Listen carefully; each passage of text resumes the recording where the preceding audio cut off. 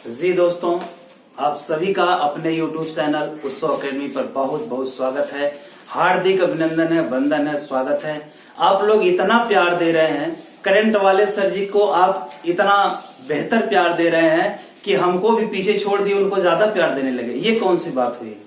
तो ये जो आप दे रहे हैं प्यार, इसके लिए मैं बहुत प्रसन्न हूँ।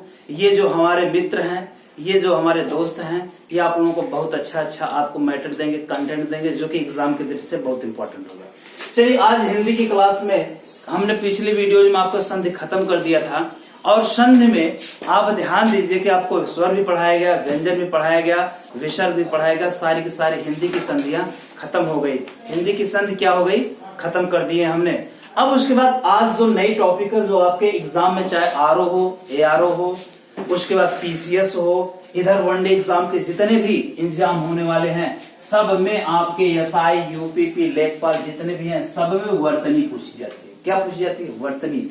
वर्तनी पर हम चर्चा करते हैं। वर्तनी को आपको कैसे, और आप ध्यान दीजिए कि इस वैश्विक पटल पर, इस धरा पर और एग्जाम की दृष्टि से आपको शुद्ध शब्दों को कैसे लिखना होता है, ये चीज है।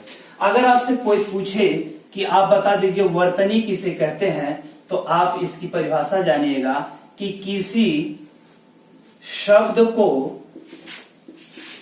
व्याकरणिक दृष्टि से, व्याकरणिक दृष्टि से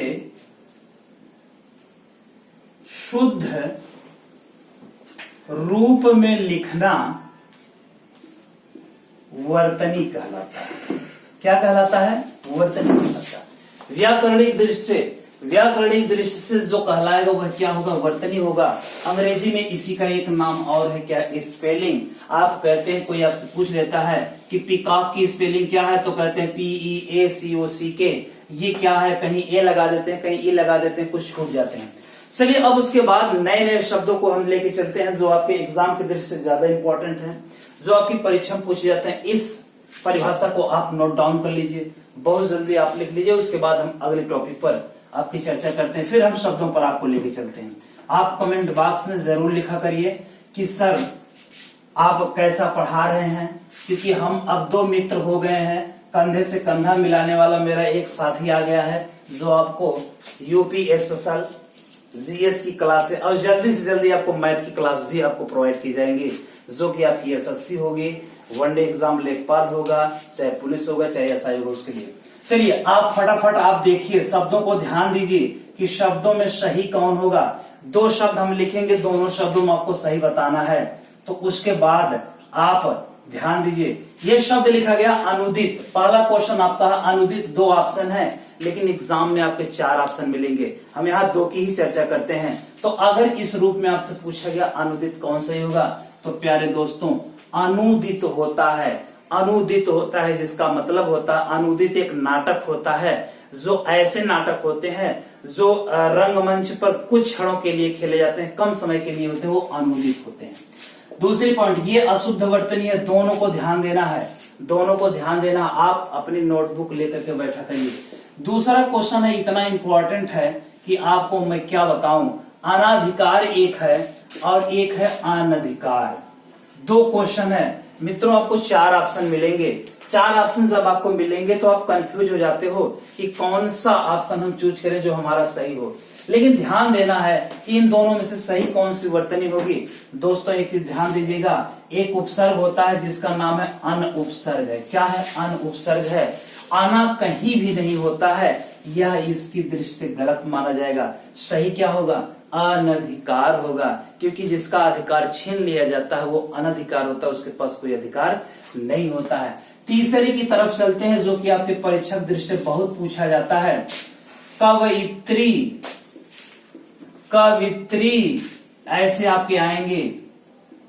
कवियित्री, देखिए 4 ऑप्शन हमने आपको बना दिया, और एक आपका है, ये 4 ऑप्शन मैंने आपको दे दिया। ऐसे आपके 4 ऑप्शन आपके आएंगे, तो आप इसमें ध्यान दीजिएगा कि इसमें कौन सा सही होगा। दोस्तों, पहला सही होगा, option number A is right answer. इसको आपको ध्यान देना। कवयित्री होता है। क्या होता है? देखिए पहले और तीसरे में कंफ्यूजन ज्यादा होता है, और इस कंफ्यूजन को दूर करने के लिए आप जब तक शुद्ध उच्चारण नहीं करेंगे तब तक सही नहीं होगा, कवि इतनी होगा। तीसरा क्वेश्चन क्या होगा, बहुत इंपॉर्टेंट है, आपसे अक्सर पूछा जाता है, श्रृंगार। देखिए इसके लिए भी हम दो ऑप्शन बना रहे हैं। श्रृंगार, जब आप जाते हैं ब्यूटी पार्लर में तो आपको ऐसा होता है, वहां लिखा होता है कि श्रृंगार, श्रृंगार घर। तो बता दीजिए आप जल्दी से, कमेंट में जरूर बताइएगा, आप एक्टिव रहिएगा। तो इसमें कौन होगा, option number A is right answer. कभी भी ये नीचे नहीं लगा होगा, इस चीज को ध्यान रखिएगा। और एक चीज ध्यान दीजिए कि जो ब्यूटी पार्लर पर लिखा होता है वो पेंटर होते हैं, उनको कम जानकारी होती है वर्तनी की, इसलिए वह इस प्रकार लिख देते हैं, उनको भी जानकारी नहीं होती। चौथे ऑप्शन की तरफ चलते हैं, बहुत इंपॉर्टेंट है, बहुत इंपॉर्टेंट है, आपसे पूछा जाता है हिरण्यकश्यप। चार ऑप्शन देंगे दोस्तों, आपको चार ऑप्शन देंगे, चार ऑप्शन देंगे। हिरण्यकशिपु, हिरण्य कश्यप, हिरण्य कश्यप, चार ऑप्शन है दोस्तों। बहुत आपको आसानी से देखना है, आप हमसे जुड़े हैं ना, तो आपको कहीं नहीं जाना है। और हमारे इस YouTube चैनल को ज्यादा से ज्यादा लाइक करिए, शेयर करिए, और कमेंट बॉक्स में उनको जरूर बताइए। और हमारे करंट वाले भैया को भी थोड़ा सा ध्यान दीजिए, उनको तो बहुत ध्यान दीजिए। उनको आप कमेंट में थोड़ा सा ये लिखा करिए कि सर आप बहुत अच्छा पढ़ा रहे हैं, ऐसे यदि आप पढ़ाते रहें तो यूपी स्पेशल जो होगा वो बड़ी आसानी से तैयार हो जाएगा। चलिए आप बता दिए हिरण्यकश्यप में कौन सा ऑप्शन सही होगा, जल्दी से जल्दी ऑप्शन दे दीजिए। एक मिस प्रिंट होगा, ये पूरा आप बना लीजिए। हाँ, अब आप इसमें बता दीजिए कौन सा होगा। तो आप ध्यान दीजिए, हिरण्यकश्यप, हिरण्यकशिप, हिरण्यकश्यप, हिरण्यकशिपु। तो इसमें आपका option number B is right answer. B Hiranyakashipu होगा। क्या होगा दोस्तों, हिरण्यकशिपु होगा। चलिए अगले ऑप्शन की, अगले क्वेश्चन की तरफ चलते हैं, जो कि आप भ्रमित हो जाएंगे। अब आप कहते क्या हैं कि हमारा होली, दीपावली जो कि आगामी समय में आने वाले हैं, कुछ ही दिनों में आपके आ जाएंगे। ये जो पसीना देख रहे हैं, हमारे ब्रदर को पसीना देख रहे हैं, ये आपकी मेहनत और हम लोगों की लगन, आपकी सफलता के लिए हम लोग बहा रहे हैं। चलिए इसमें बता दीजिए, ऑप्शन नंबर 2 ऑप्शन इसमें दिए गए हैं। Option number 2 is right answer. त्योहार होता है, त्योहार नहीं होता है। क्या होता है, त्योहार होते हैं। कभी आपने त्योहार नहीं देखे हैं तो इस टाइप से आपके आ जाएंगे। अच्छा, एक कल हमने संधि पढ़ाया था, जिस संधि का नाम था विसर्ग संधि। उस संधि में एक क्वेश्चन बहुत पूछा जाता है, ये क्वेश्चन बहुत पूछा जाता है। अब आप देखते हैं कि ट्रैक्टर के टाली पर लिखा होता माँ का आशीर्वाद। तो इस शब्दों पर ध्यान दीजिएगा, इस शब्द पर आपको ध्यान देना है। 2 ऑप्शन आपके दिए गए हैं। कितने ऑप्शन, 2 ऑप्शन। 2 ऑप्शन में तो आप ये समझ लेते हैं कि कौन सा ऑप्शन सही होगा, लेकिन कौन सा सही होगा मित्रों, कौन सा प्यारे दोस्तों, आपको एकदम हम एकदम बेहतर तरीके से बता देंगे। Option number A is false, ये गलत आपका होगा। Option number 2 is right answer. आशीर्वाद, इसमें एक संधि है, जिस संधि का नाम है विसर्ग संधि, जिसे आप आशी प्लस वाद कहते हैं। विसर्ग का र हो जाता है। पिछली वीडियो में हमने आपको बता दिया था, पिछली वीडियो में हमने बता दिया था, पिछली वीडियो में हमने इसकी चर्चा। चलिए आप लोग इसका जल्दी से जल्दी स्क्रीनशॉट ले लीजिए, और यह आपके एग्जाम के लिए, कोई भी एग्जाम आप देंगे, आरओ, एआरओ, समीक्षा अधिकारी, पीसीएस, वनडे एग्जाम के जितने भी एग्जाम होते हैं, सब के सब में आपसे पूछ जाता है। दोस्तों इस क्वेश्चन पर आप बहुत ध्यान दीजिएगा। ये हिरण्यकशिपु है, बड़ा सा है, कभी छोटा सा नहीं होगा, इस चीज को ध्यान दीजिएगा। 3 ऑप्शन आपके ये गलत हैं, चौथा ऑप्शन ये दूसरा होगा। चलिए आगे चलते हैं अगली तरफ। इसको आप जल्दी से स्क्रीनशॉट ले लीजिए, नोट बुक और आप कलम लेके बैठा करिए। हमारे साथ जब भी इस चैनल से जुड़िए तो आप जरूर इस पर आप नोटबुक लेकर के बैठा करिए। अभी हमारे भैया आपको बहुत बढ़िया बढ़िया कंटेंट देने वाले हैं। अभी तो पार्टी शुरू हुई है, आप चिंता ना करिए।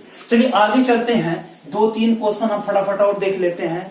इसके बाद इसमें देखिएगा एक क्वेश्चन आपसे अक्सर पूछा जाता है सानिध्य, और यह मित्रों आपका आया हुआ क्वेश्चन है।